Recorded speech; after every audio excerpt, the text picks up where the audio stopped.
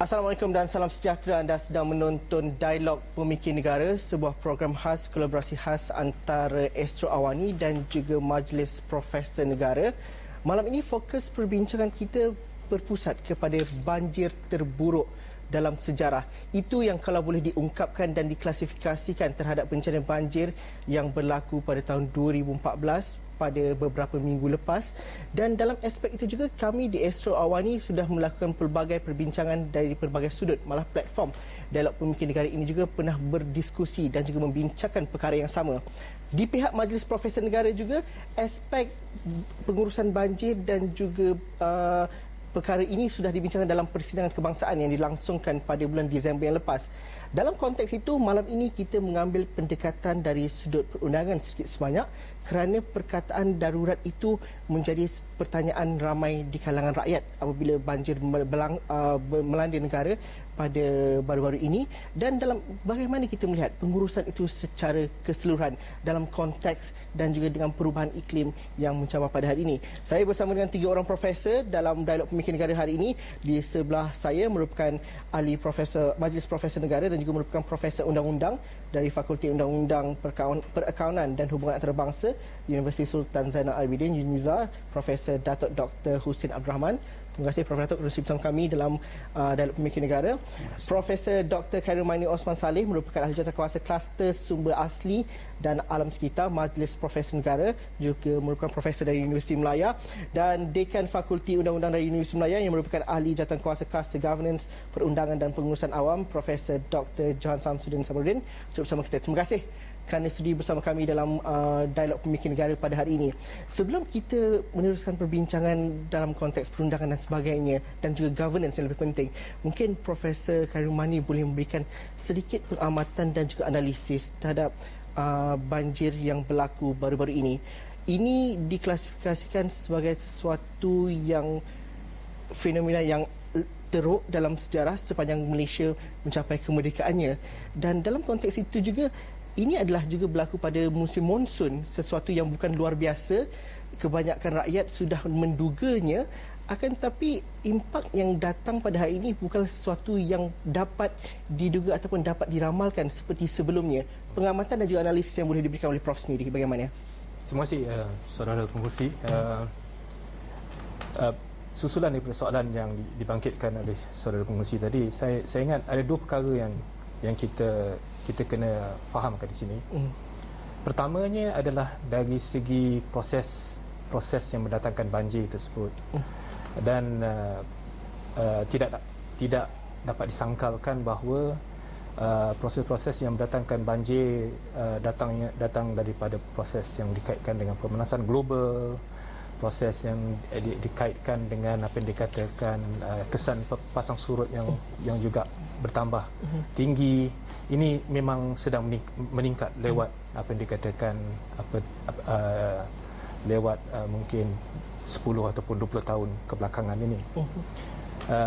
Yang kedua adalah kita juga jangan lupa bahawa landscape tanah juga sudah berubah dengan adanya pertambahan penduduk yang meningkat, dengan adanya pertambahan infrastruktur yang meningkat, dan juga dengan bertambahnya banyak lagi investment dalam pembangunan landscape yang meningkat. So dalam 2 keadaan ini, kalau kita lihatkan, kalau proses meningkat dan perubahan di permukaan tanah juga meningkat, sudah tentu akan ada satu situasi yang akan mendatangkan impact ataupun dampak. Dan oleh kerana saya bercakap tentang meningkat tadi, jadi itu menunjukkan bahawa dampak juga sudah meningkat. Dan dalam konteks banjir dekat dikatakan Pantai Timur, memang jelas impak ini sudah meningkat, memandangkan dekat kawasan tersebut juga landscape permukaan tanah memang sudah banyak berubah. Tapi satu perkara yang kita kena fahamkan di sini adalah masyarakat dekat kawasan Pantai Timur ni adalah satu masyarakat yang sudah menerima impak banjir sekian lama.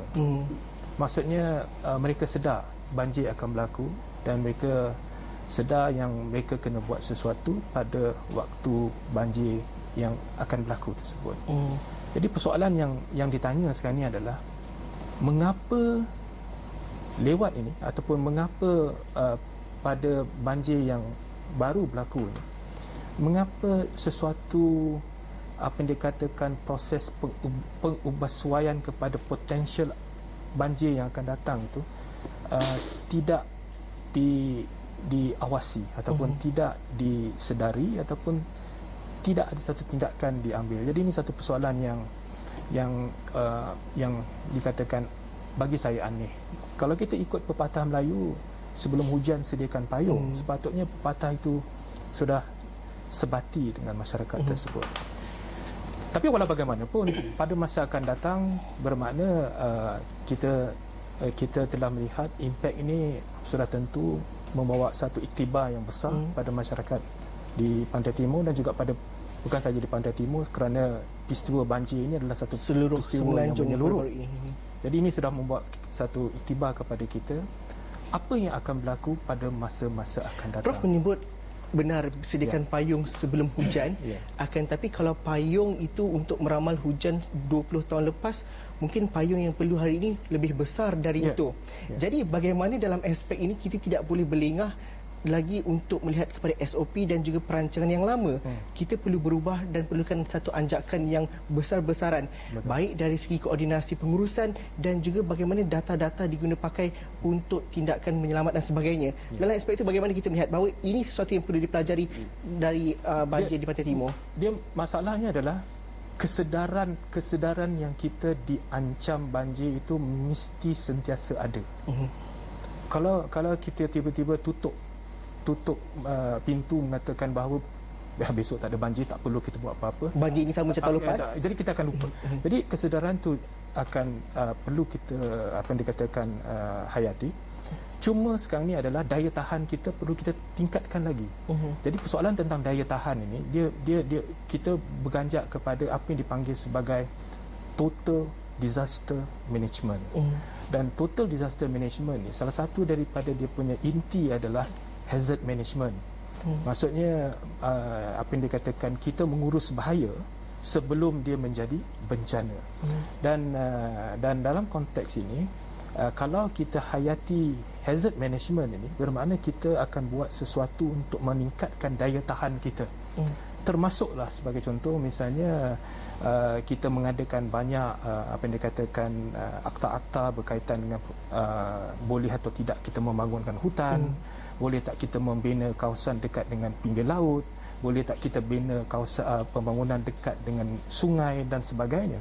So ini adalah apa yang dikatakan tindakan-tindakan yang kita ambil untuk mempertingkatkan daya tahan kita supaya kita pada masa akan datang, kalau misalnya senario yang saya katakan tadi yang banjir akan tetap meningkat kerana dikaitkan dengan pemanasan global yang kita buat masa ini kita tak dapat nak kawal. Jadi sekurang-kurangnya daya tahan kita akan dapat kita tingkatkan. Dalam bahasa Inggerisnya, the whole idea about keadaan hazard disaster management ni adalah untuk meningkatkan resilience of society. Supaya society menjadi satu yang orang kata bukan saja mempunyai kekuatan, tetapi dia boleh hidup adaptasi dalam keadaan dia diancam. Sebagai contoh misalnya dekat negara Belanda, kalau kita tengok Belanda adalah satu negara yang rendah dan sentiasa diancam oleh banjir. Tetapi macam mana mereka adaptasi kepada ancaman tersebut dengan membuat bangunan-bangunan ataupun proses pembangunan ke dalam laut untuk hidup dengan ancaman tersebut. Jadi ini satu benda yang menunjukkan mereka prihatin tentang situasi tersebut. Prof sudah membuka diskusi ini secara holistik dalam kita bercerita mengenai pengurusan banjir, apa yang berlaku pada hari ini dan juga bagaimana kita memandangnya ke hadapan. Tapi dalam aspek itu juga satu perkara yang menjadi kerunsingan di kalangan rakyat ialah bagaimana tindakan yang perlu diambil. Bagaimanakah terma undang-undang yang mungkin dikaitkan sekali. Perkataan darurat itu juga dibincangkan dan menjadi persoalan. Prof Johan dan juga Prof Datuk mungkin akan berbincang ataupun mendalami perkara itu selepas ini. Kita nak berhenti rehat seketika dahulu. Kita berhenti rehat seketika. Kita jumpa lagi dalam Dialog Pemikir Negara selepas ini.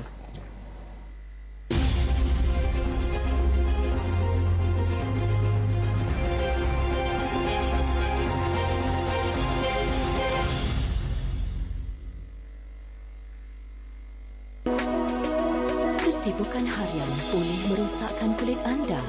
Walau bagaimanapun, anda boleh memulihara kulit anda dengan mengambil Todd Collagen. Kulit jadi lebih anjal, cerah berseri dan kelihatan lebih muda. Minumlah Todd, dapatkan secara eksklusif di GNC. Bisnes Awani Plus rangkuman berita bisnes. Konvensyen Aspirasi Usahawan Muslim 2014 yang julung kali diadakan. Bisnes Awani Plus 5 berita mingguan terbaik, pelbagai perspektif, ekonomi dan urus niaga pilihan. Kerajaan sedang menjalankan kajian yang menyeluruh berhubung penyusutan nilai ringgit. BlackBerry melancarkan telefon pintar terbarunya. Bisnes Awani Plus Setiap Sabtu 6.30 petang di Astro Awani. Adakah anda telah melakukan yang terbaik sepanjang 8 minggu ini? Jarang aku jumpa suara sebau ini. Muka macam kena gaut. Ada apa? Saya daripada surat khabar siang-siang pau, malam-malam mau. Ketawa gila. Batu belah, batu bertakuk, keluarkan cikgu saya. Mana jawab? Mega Gaga!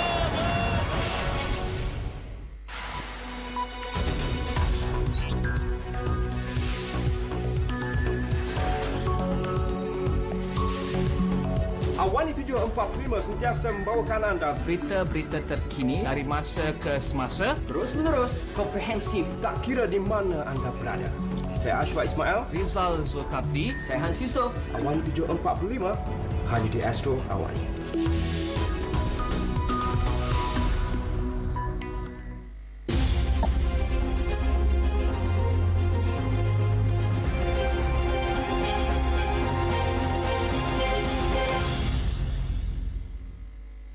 Anda masih lagi menonton dialog pemikir negara dan kita berbincang dan juga berdiskusi mengenai pengurusan banjir dan juga bagaimana perspektif undang-undang perlu dilihat semula dalam aspek ini dan juga penambahbaikan di masa-masa akan datang.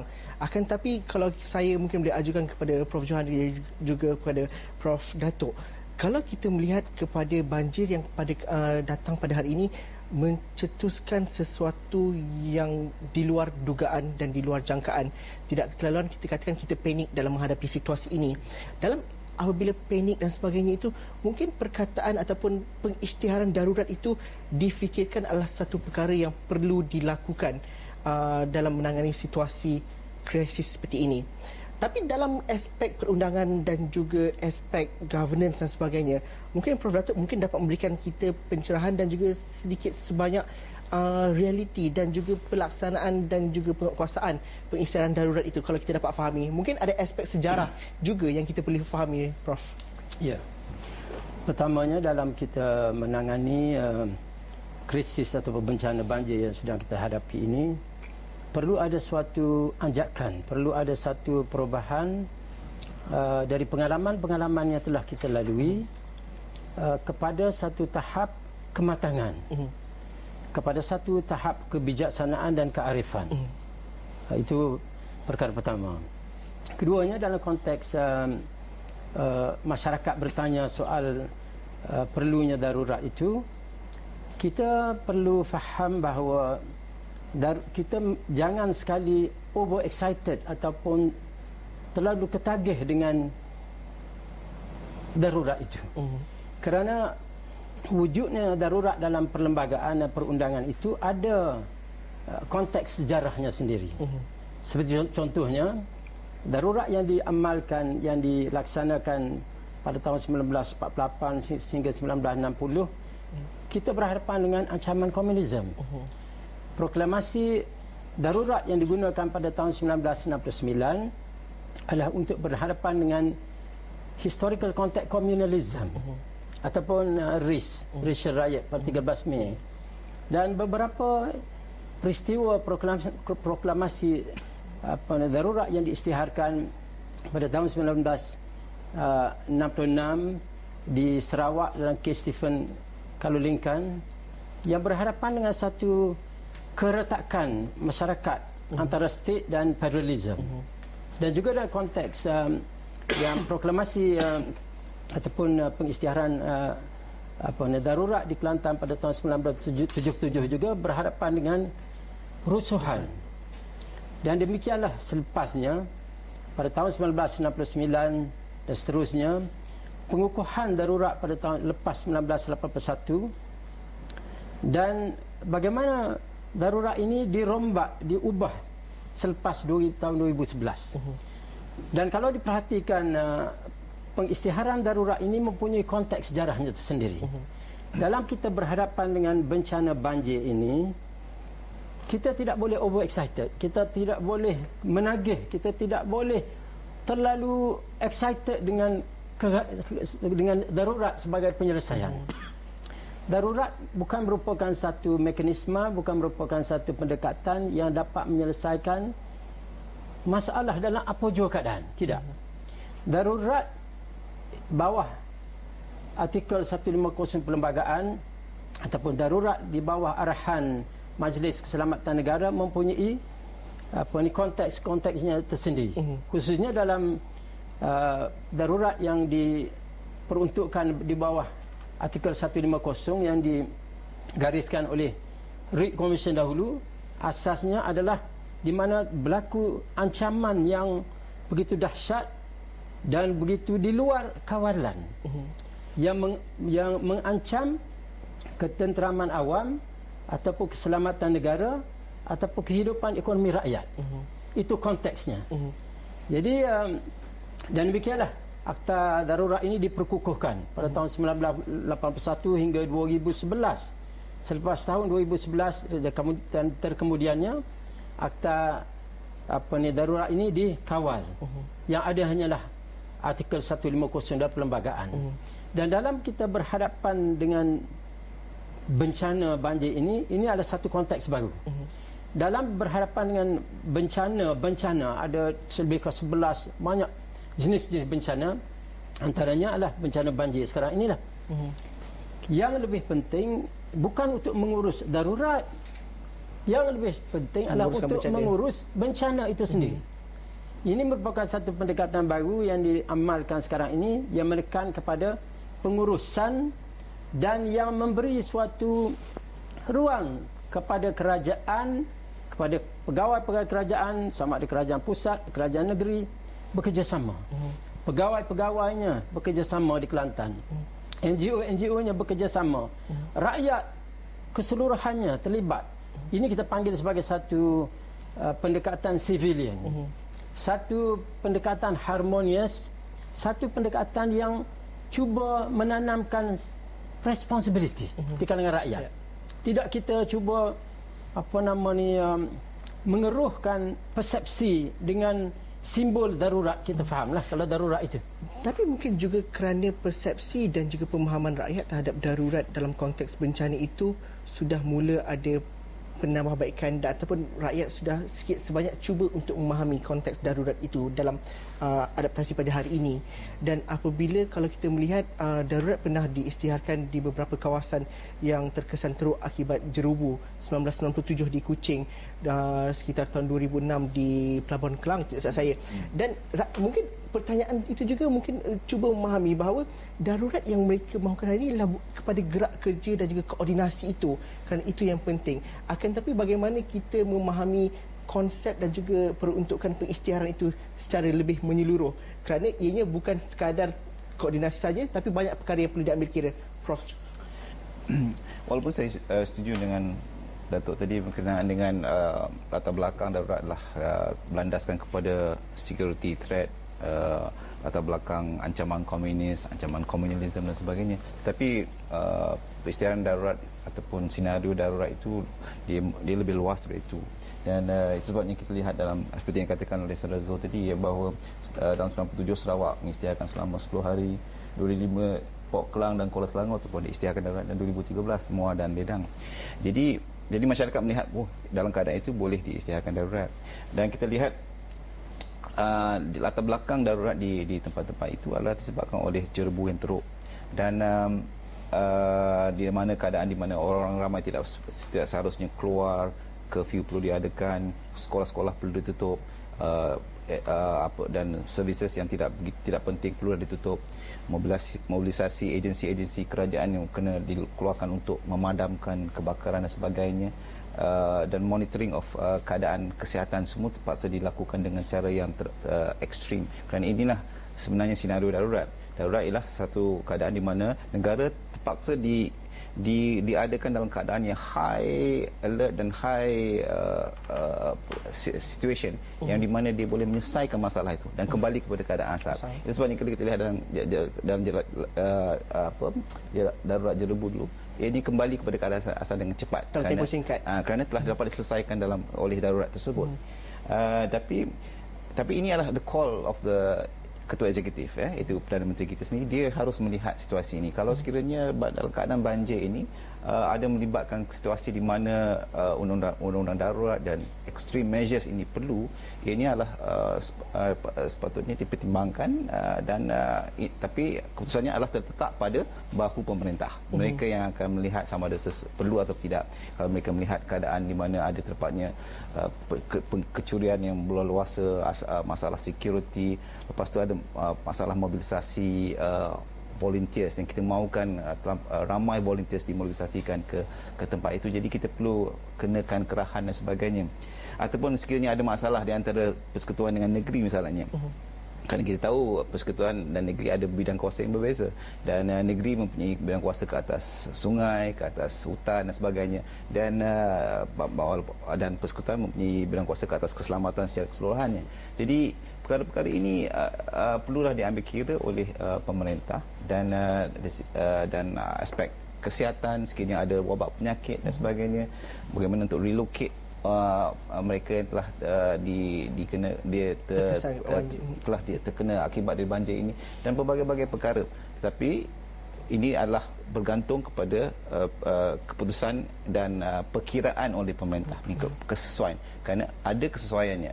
Sekiranya perlu darurat diisytiharkan, ini adalah untuk menyelesaikan masalah ini untuk supaya negara ataupun keadaan itu dapat diselesaikan dengan secepat mungkin.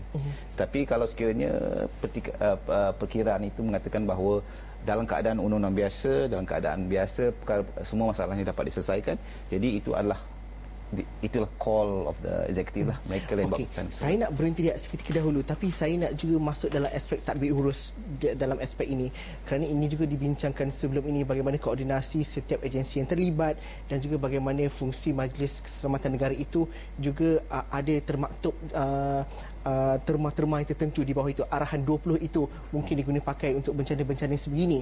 Bagaimana kita melakukan sikit sebanyak perbandingan di antara keduanya dan juga melihat bahawa akta undang-undang yang sudah sedia ada mampu untuk menangani bencana besar seperti ini, cuma pengurusan dan juga koordinasi yang perlu ditingkatkan. Itu kita bincang selepas ini. Kita berhenti rehat seketika dahulu.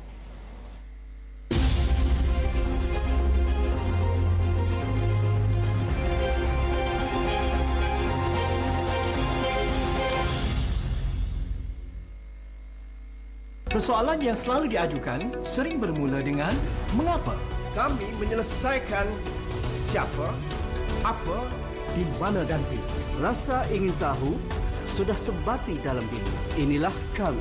Sentiasa terdorong untuk terus menimbulkan persoalan. Kenapa? Kami akan mencari kebenaran, mendapatkannya, Dan kami akan sentiasa mencari jawapan. Ini adalah berita anda. Ini Astro Awani.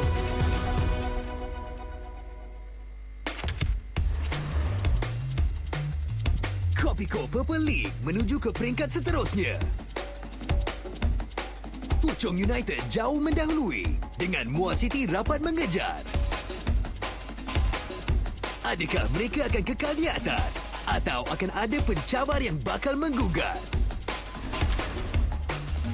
The Kopiko Purple League. Siaran langsung di Astro Supersport 3.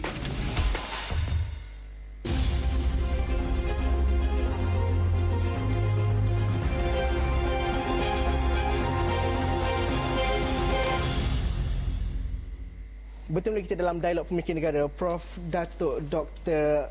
Hussein mungkin boleh memberikan sedikit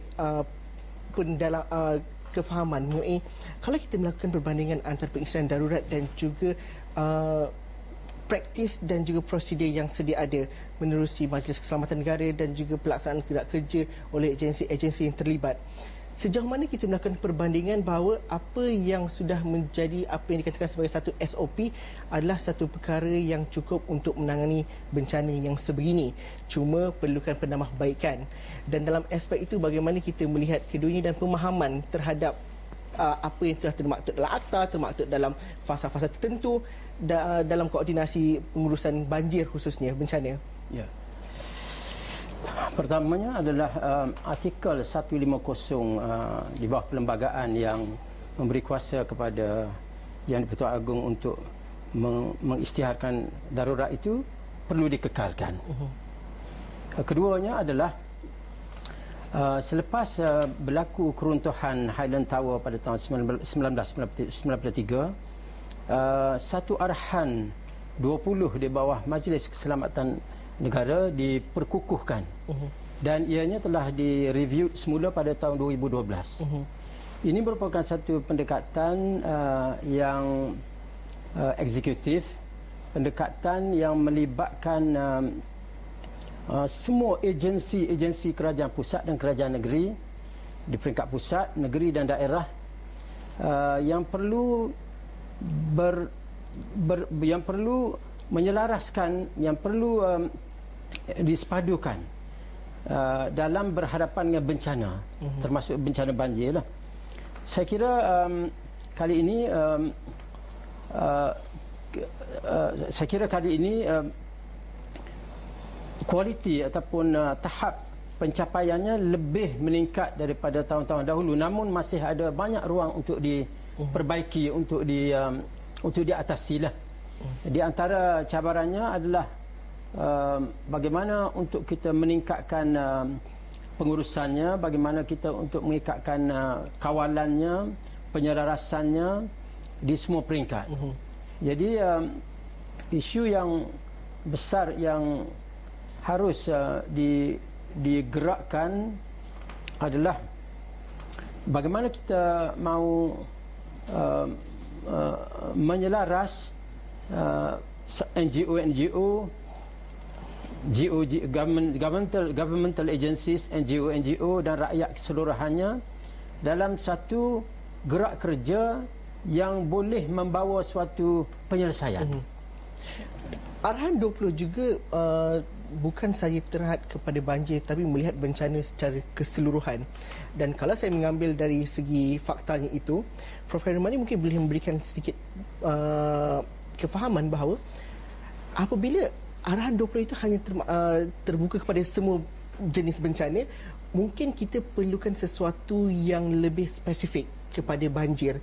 Kerana kalau kita bercerita untuk menjadikan pengurusan kita dapat berdaya tahan dengan apa yang berlaku pada hari ini, kita kena fahami bahawa bencana banjir kali ini dan juga yang akan datang tidak sama dan juga tidak boleh diberikan satu contoh dengan contoh-contoh yang lepas kerana skalanya cukup berbeza. Keperluan untuk melihat itu semula, bagaimana Datuk?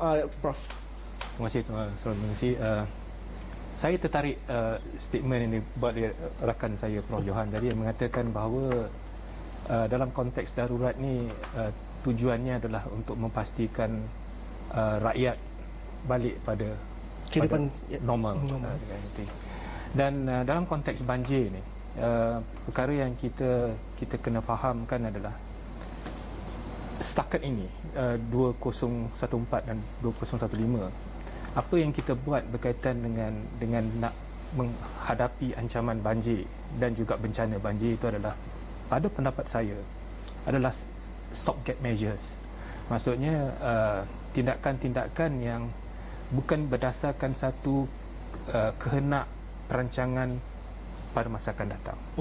Jadi bila kita buat stopgap measures ini yang akan mendatangkan banyak kata kesulitan dari segi pelaksanaan dan sebagainya. Itu sebagai contoh, misalnya bila kita nak menempatkan mangsa banjir ke tempat-tempat resettlement yang baru, persoalannya yang kita kena tanya adalah, adakah kawasan-kawasan yang kita nak tempatkan mereka ini mempunyai kecukupan yang betul-betul boleh menangani isu tersebut. Sebagai contoh, adakah sebagai contoh misalnya tempat yang nak ditempatkan mereka-mereka yang diancam oleh banjir ini mempunyai penginapan yang yang baik, kemudahan asas yang baik, bekalan makanan yang baik dan sebagainya. Dari segi hanya nak menempatkan mereka dan mereka masih berhadapan. Jadi saya fikir adalah stopgap measures, dan persoalan yang saya selalu tertanya-tanya adalah mengapa selalu stopgap measures? Pasal sekarang ni macam Tuan Musi mengatakan tadi, banjir adalah sesuatu yang boleh kita katakan di Malaysia ni adalah ancaman tradisi. Tetapi ancaman tradisi pun pada masa akan datang dia akan menjadi satu ancaman yang luar biasa. Dan ancaman ini akan meningkat.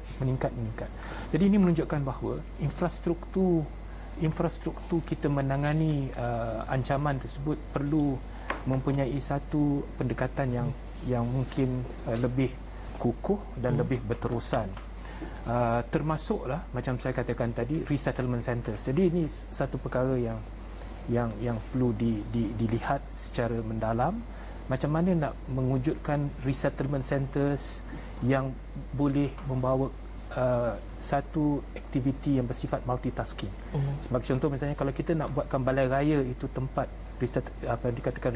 temporary resettlement centers, macam mana balai raya ini bila pada musim banjir dia boleh menangani isu yang berkaitan dengan banjir tersebut. Jadi itu satu perkara yang perlu dilihat. Yang kedua adalah pendekatan peranan agensi-agensi ataupun badan-badan tertentu yang boleh mendatangkan satu semangat keprihatinan di kalangan mereka yang diancam bahaya tersebut. Di sini saya nak mengambil sebagai contoh peranan masjid sebagai contoh. Because saya pendapat peranan masjid adalah sangat-sangat penting, because masjid ini adalah tempat di mana kebanyakan daripada masyarakat bertumpu dan masyarakat boleh dapat banyak maklumat dalam konteks apa yang perlu dibuat dan sebagainya itu, supaya dia punya masyarakat itu akan mempunyai satu sifat daya tahan yang lebih tinggi daripada yang seterusnya sebelumnya. Dan susulan daripada itu adalah kalau kita lihat dekat negara-negara apa yang dikatakan Amerika Syarikat, seperti Eropah, Amerika Syarikat, sebagai contoh misalnya Amerika Syarikat bila mereka dilanda banjir akibat daripada peristiwa Katrina, banyak rancangan insurans di orang kata memainkan peranan penting untuk orang kata bukan saja dari segi compensate kesan daripada ancaman Katrina tersebut, tetapi dekat negara kita ini kita masih dibelenggungi oleh dogma mengatakan bahawa insurans itu haram. Jadi persoalannya sekarang ini adalah bagaimana nak memastikan satu skim simpanan yang boleh mengambil kira haram atau halalnya apa yang dikatakan mangsa-mangsa tersebut bila mereka diancam oleh bencana. Dan sedihnya bila bercakap tentang bencana alam sekitar, bukan saja bencana banjir, termasuk juga bencana yang berkaitan dengan kegagalan cerun, seperti mana yang kita sedia terdengar, Malaysia juga sekarang ni lewat ni banyak mengalami masalah berkaitan dengan kegagalan cerun. Saya dapati bahawa terdapat satu reluctantness untuk syarikat-syarikat dikatakan insurans ini untuk to come forward to ni. Jadi ini satu persoalan yang kita kena tanyalah. Okay, Prof, saya nak juga tanyakan soalan itu, mungkin daripada pakar perundangan boleh memikirkan juga bersama daripada segi pembentukan polisinya bagaimana. Kerana di akhirnya di masa-masa akan datang, kalau dalam konteks cerun, masalah cerun, ada impak dan juga ada kesan daripada pembangunan yang dilakukan. Sudah pasti syarikat-syarikat yang mungkin terlibat dengan pembangunan di kawasan cerun sebagai contoh, mungkin bertanggungjawab apabila sesuatu bencana terjadi. Bagaimana, adakah kita ada akta-akta tertentu dalam aspek ini, atau bagaimana kita nak memastikan bahawa masyarakat atau rakyat secara keseluruhannya dilindungi oleh polisi yang tertentu, pembentukan polisi yang mungkin sudah sedia ada, atau penambahbaikan polisi di masa akan datang. Itu kita bincang selepas ini. Kita berhenti seketika dahulu, kita jumpa lagi dalam Dialog Pemikir Negara selepas ini.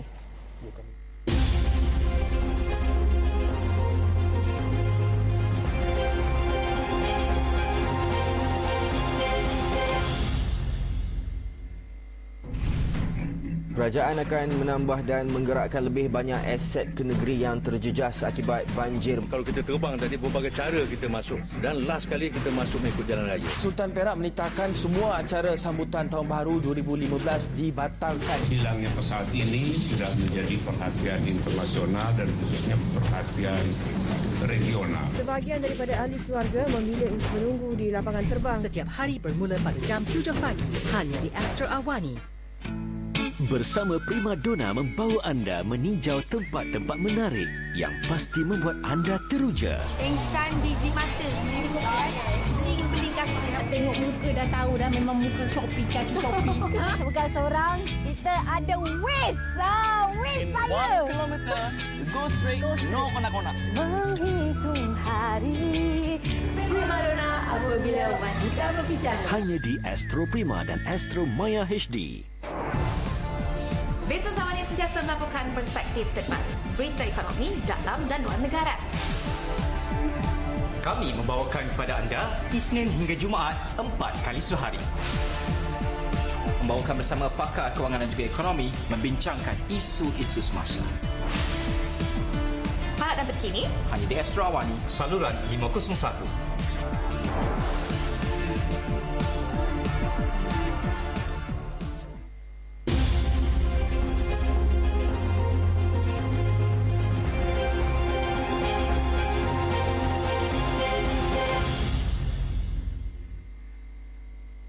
Okey, bertemu lagi kita dalam Dialog Pemikir Negara.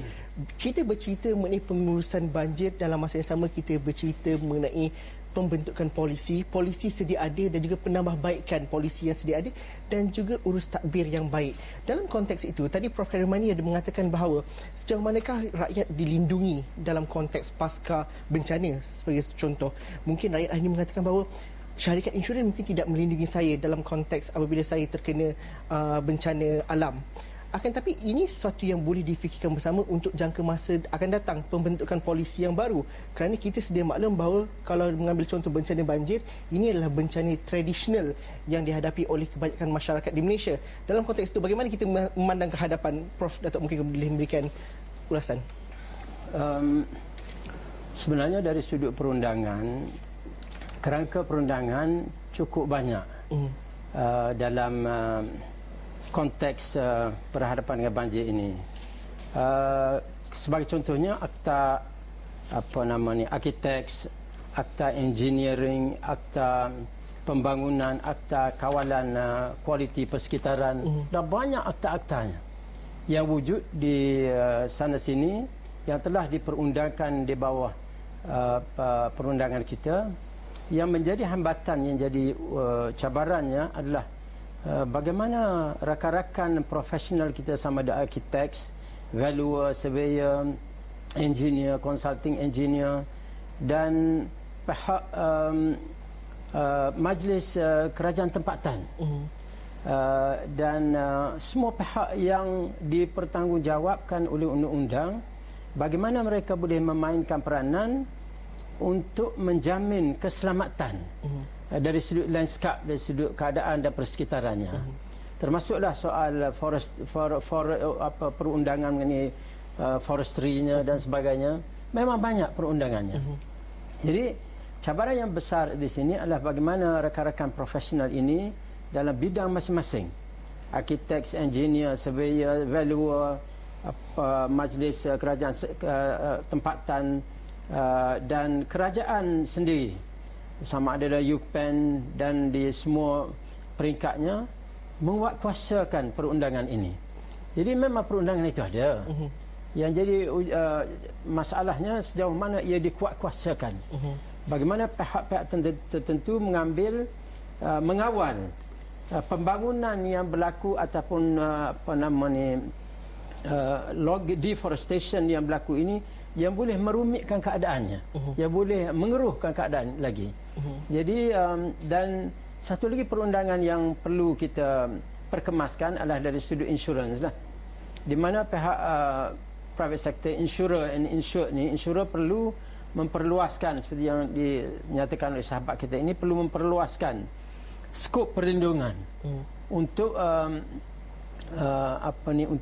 untuk memasuki ataupun untuk melindungi berbagai-bagai keadaan bencana. Of course premiumnya sangat tinggilah. Tetapi harus diterokai untuk masa hadapan berdasarkan pada bencana yang begini besar ini. Bagaimanakah pihak swasta dapat merangka suatu skim perlindungan di samping perlindungan yang diberikan oleh pihak Jabatan Kebajikan Masyarakat dan sebagainya. Dan mungkin juga pembentukan polisi yang sedemikian rupa perlukan juga satu ancakan baru ataupun sesuatu yang perlu dimulakan oleh kerajaan juga sendiri. Kerana dalam beberapa kalau mengambil contoh di Jepun contohnya, insurans untuk sesuatu yang terkesan kerana bencana alam adalah sesuatu perkara yang boleh dilakukan. Dan dalam konteks ini bagaimana kita perlu bersedia dengan pembentukan polisi dan juga perlunya rakyat juga memahami hak mereka dilindungi, terutamanya dalam aspek kalau terkena banjir pun mereka masih ada tahu hak-hak yang mereka boleh kedepankan. Seperti yang katakan oleh ahli panel lain, memang kita memerlukan satu anjakan paradigma yang agak besar dari segi ini kerana bila kita melihat sekarang ni banjir bukanlah satu perkara yang kecil dan ianya berlaku dalam keadaan yang sangat intens seperti ini, dan ia mungkin akan berlaku disebabkan oleh perubahan cuaca dan iklim dunia. Ia akan berlaku dalam first, second, third wave dan sebagainya. Dan ini akan menjadi merumitkan keadaan. So jadi anjakan paradigma haruslah dilakukan terhadap dari segi polisi pemerintahan, dari segi bagaimana industri insurans harus ditadbirkan supaya kita bersiap sedia untuk perkara ini. Kerana takkanlah kita setiap kali kita berlaku banjir kita akan kerugian berbilion dan lepas tu kita nak membina negara semula. Ini ada satu langkah yang saya rasa akan menjadikan negara ini lesu. Jadi jadi kita harus membuat anjakan seperti itu. Tetapi saya juga ingin komen berkenaan dengan satu daripada kerangka yang dinyatakan oleh Datuk. Jadi ada kerangka yang lebih besar, ada kerangka perlembagaan sendiri yang perlu kita lihat, iaitu apa yang menjadi permasalahan dalam yang kita lihat berlakunya banjir ini adalah salah satu faktor ialah keadaan alam sekitar dan apa yang berlaku pada alam sekitar kita. Jadi di dalam perlembagaan terdapat pembahagian yang agak merumitkan. Ini bukan satu konundrum yang berterusan dalam undang-undang dan perlembagaan, iaitu negeri-negeri berkuasa di atas tanah, atas sungai, atas hutan, dan kita tahu environment itu tidak ada sempadannya, ya. Dia bersambung di antara negeri dengan negeri. Jadi dan tanggungjawab untuk menjaga keselamatan dan kesejahteraan negara adalah pada kerajaan pusat. Jadi ini menimbulkan satu masalah pelaksanaan dan penguatkuasaan. Walaupun ada undang-undangnya, tapi dia menimbulkan permasalahan dari segi itu, menjadikan perkara ini sering berulang. Jadi kita sering baca dalam surat khabar tentang asal usul perkara ini, lepas tu kita senyap kena perkara. Lupa. Lepas tu tunggu banjir satu lagi baru kita akan bangkitkan sekali lagi. Jadi saya harap mungkin daripada apa yang kita lihat daripada banjir ini, kita akan tersedar dan kita akan melakukan langkah yang tegas kali ini untuk melihat semula kerangka undang-undang ini supaya kita akan dapat menyelesaikan dan bersiap sedia untuk banjir-banjir yang akan datang. Prof Karimani, sebagai pakar alam sekitar juga dan juga melihat perubahan iklim itu adalah suatu perkara yang pasti di masa akan datang. Pelaksanaan dan juga penguatkuasaan undang-undang adalah suatu perkara yang kita fahami perlukan lebih lagi ketegasannya. Dan bagi aspek alam sekitar, kesedaran dan juga penguatkuasaan itu, bagaimanakah kita dapat ukur skala pelaksanaannya itu bagi dalam perspektif Prof sendiri bagaimana? Macam Prof Johan mention tadi, bila kita bercakap tentang alam sekitar ni, dia borderless, dia transboundary. Itu dalam konteks Malaysia kita boleh lihat, maksudnya alam sekitar kita transgress negeri dan sepadan negeri. Tapi dalam konteks banjir, kalau kita lihat pula, dia bukan saja transgress sepadan negeri, dia transgress rantau negara. Jadi dalam konteks itu, bila kita cakap tentang banjir ni, dia has something to do with the intensification of the hydrological cycle. Jadi dalam konteks kitaran air ni, dia sekarang ni dikatakan terjejas kerana kitaran air terjejas disebabkan oleh pemanasan global. Dan ini has something to do dengan isu terlebih banyak gas rumah hijau masuk ke dalam sistem atmosfera, berkaitan dengan pemecutan apa dikatakan kesan rumah hijau dan sebagainya tu. Jadi dalam konteks itu di bumi kita memang ada satu usaha untuk tangani this big problem. Bermula dengan Kyoto Protocol. Banyak orang mengatakan bahawa Kyoto Protocol itu adalah satu rang undang-undang lembut untuk tangani sejauh mana negara-negara mendatangkan pencemaran dan sebagainya itu perlu dikawal supaya kesan rumah hijau dikawal, dan mungkin salah satu daripadanya dapat kawal kesan kepada intensification hydrological cycle tadi. Tapi sebagaimana yang kita sedia maklum, ini dah dekat berapa puluh tahun dah, dan lewat daripada Kyoto Protocol tu banyak lagi gathering dalam konteks negara-negara di bawah naungan United Nations sebagai contoh, untuk mendatangkan satu resolusi di mana di antaranya adalah untuk buat carbon capping dan sebagainya. Dan kalau kita lihat sampai sekarang pun masih tak ada satu kemuafakatan, satu kesefahaman untuk betul-betul orang kata mengurangkan aktiviti-aktiviti yang berkaitan dengan gas rumah hijau tadi oleh negara-negara tertentu. Tak perlulah saya sebut negara-negara mana dan sebagainya itu. Jadi ini menunjukkan bahawa mengapa situasi ini tak dipandang berat. Dan salah satu daripada jawapan yang saya dapati bila saya bercakap dengan banyak pengkaji dan sebagainya adalah kita tak ada satu law of the atmosphere yang tegas. Maksudnya satu law of the atmosphere yang betul-betul bersifat tangible, di mana kita boleh laksana. Dan kalau misalnya sesebuah negara ataupun sesebuah negeri itu mendatangkan kesalahan tertentu, kita penalize dia, penalti dia ke apa, kita hukum dia. Ini satu isu yang kita isu yang saya fikir challenging. Dan juga bagaimana selepas ni kita nak berhenti lihat buat kali terakhir, tapi macam saya katakan tadi, sekiranya ada kesedaran dari peringkat bawah, dari rakyat contohnya, jika hak mereka dilindungi dalam akta-akta tertentu. Prof menyebut bahawa dalam pelbagai aspek setiap satu darinya dilindungi dengan akta landscape perumahan, geografi, dengan akta air 1920 dan sebagainya. Dan bagaimana rakyat itu juga boleh memainkan peranan bahawa untuk menghadapkan mereka yang mungkin boleh diklasifikasikan bersalah terhadap alam, contohnya pembalakan terbuka, pembalakan secara haram. Mungkin selepas banjir ini mungkin kesedaran itu ada di peringkat lebih bawah, kerana dalam kurun hari ini itu mungkin berlaku. Malah kita di Malaysia juga mungkin akan dengar kes-kes seperti itu. Itu kita fikirkan selepas ini. Kita bincang dalam blok terakhir. Kita bertemu lagi dalam Dialog Pemikir Negara selepas ini.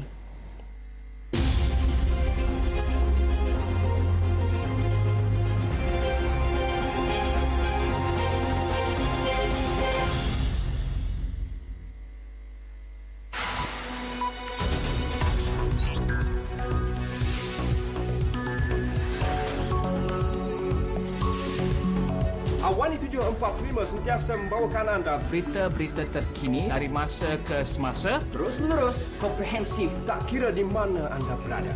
Saya Ashwa Ismail, Rizal Zulkafli, saya Hans Yusof. Awani 745 hanya di Astro Awani.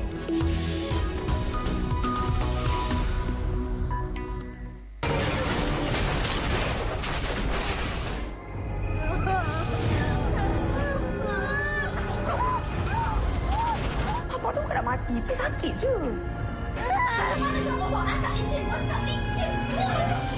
Kita mati sama-sama. Kita tidak akan tahu apa yang tersurat untuk kita. Qadar.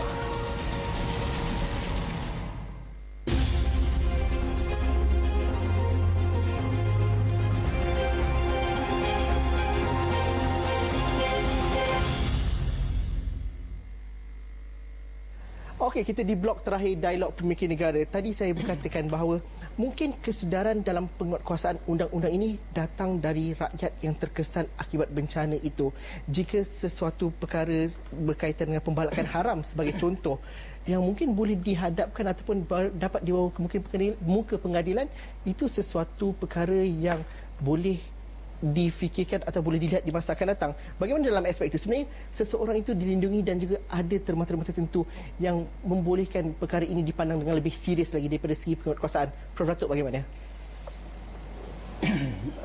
Dalam berhadapan dengan bencana seperti ini, kita perlu gerakkan, kita perlu timbulkan, kita perlu sedarkan keseluruhan rakyat, keseluruhan jentera kerajaan dari sudut penguatkuasaannya, keseluruhan rakan-rakan profesional dan keseluruhan NGO, agensi kerajaan dan pimpinan di semua peringkat negeri dan pusat, bahawa sudah sampai masanya kita mengambil penyelesaian ini di satu tahap yang betul-betul dapat menyelesaikan. Kerana apa yang berlaku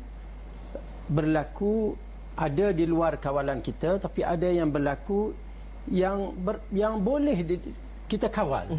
Seperti berlakunya pembalakan haram, berlakunya pencemaran dan berlakunya pembalakan haram khususnya di ulu-ulu Kelantan tanpa dikawal, dengan pemberian lesen yang tidak dikawalnya, mengeruh ataupun merumit ataupun lebih menggawatkan keadaan. Maka adalah menjadi tanggungjawab semua pihak, khususnya pihak-pihak yang berkuasa di semua peringkat, untuk mengambil tindakan yang tegas. Dan sekaligus perlu disedarkan pada mahasiswa di pusat pengajian tinggi bagaimana mereka dapat memain peranan masing-masing dalam berhadapan dengan suasana seperti ini. Prof Johan, mungkin kesan daripada banjir ini kita melihat penguatkuasaan yang lebih tegas, khususnya dalam menangani aktiviti-aktiviti berkaitan dengan alam sekitar yang perlu dibawa ke muka pengadilan dan sebagainya. Itu mungkin sesuatu perkara yang dapat sikit sebanyak meringankan ataupun menyembuhkan luka akibat banjir seperti ini. Mungkin itu satu perkara yang boleh difikirkan selepas ini. Ketegasan dalam penguatkuasaan undang-undang itu bagaimana? Saya rasa penguatkuasaan undang-undang bukanlah untuk membalas dendam dan berasa dan mencari pampasan dan sebagainya. Sepatutnya ketegasan undang-undang ini adalah salah satu lumrah dalam masyarakat kita, dan selalunya ini yang akan menjadikan orang semua akan patuh kepada undang-undang apabila kita mematuhi undang-undang atau kita menguatkuaskan undang-undang itu. Jadi perkara ini adalah satu anjakan yang saya ceritakan tadi, iaitu harus kita bertukar fikiran bagaimana bahawa masyarakat sekarang harus cuba menguatkuasakan hak masing-masing, supaya bila ini berlaku, maka orang yang cuba mengawal keuntungan dan sebagainya akan mempunyai kesedaran bahawa mereka tidak boleh sedemikian, kerana ada yang akan berlaku, ada flashback daripada masyarakat terhadap perbuatan mereka. Jadi inilah yang saya rasa jalan penyelesaian bagi mengatasi permasalahan ini. Dan saya harap dengan adanya pemikiran seperti ini, maka undang-undang dengan sendirinya akan terlaksana dan dikuatkuasakan. Dan kita tidak akan, inilah satu kita punya aspirasi bahawa dalam masyarakat, dalam keadaan rule of law kita akan dapat menyelesaikan masalah kita melalui undang-undang seperti ini. Bagaimana akhirnya dalam masa akan datang banjir seperti ini yang mungkin ada datanya yang boleh diduga, tapi kita akan belajar sesuatu dengan lebih pantas dari segi koordinasi dan juga pengurusannya di masa akan datang. Mungkin arahan 20 ataupun beberapa fasal yang terlibat dalam pengurusan bencana itu perlu dilihat secara holistik. Prof Khairumaini, bagaimana? Ya, istilah holistik dalam konteks pengurusan bencana ini membawa maksud semua stakeholder yang terlibat dengan ancaman bencana tersebut perlu memainkan peranan masing-masing dan sebagainya tu. Tapi saya nak balik kepada dalam konteks ini, iktibar yang kita dapat pelajari daripada bencana banjir adalah dia satu yang menyeluruh. Maksudnya it affects keseluruhan masyarakat yang ada dekat sesuatu kawasan, tak kisah warna kulit, tak kisah lapisan struktur ekonominya dan sebagainya, dia melibatkan tu. Jadi persoalannya sekarang ni adalah bagaimana kita nak membentuk satu masyarakat yang betul-betul empatik. Maksudnya bukan saja dia sedar ataupun dia sympathize, tetapi satu masyarakat yang betul-betul akan menjawab satu persoalan, baik saya sedang diancam banjir dan saya akan terus diancam banjir, apa peranan saya?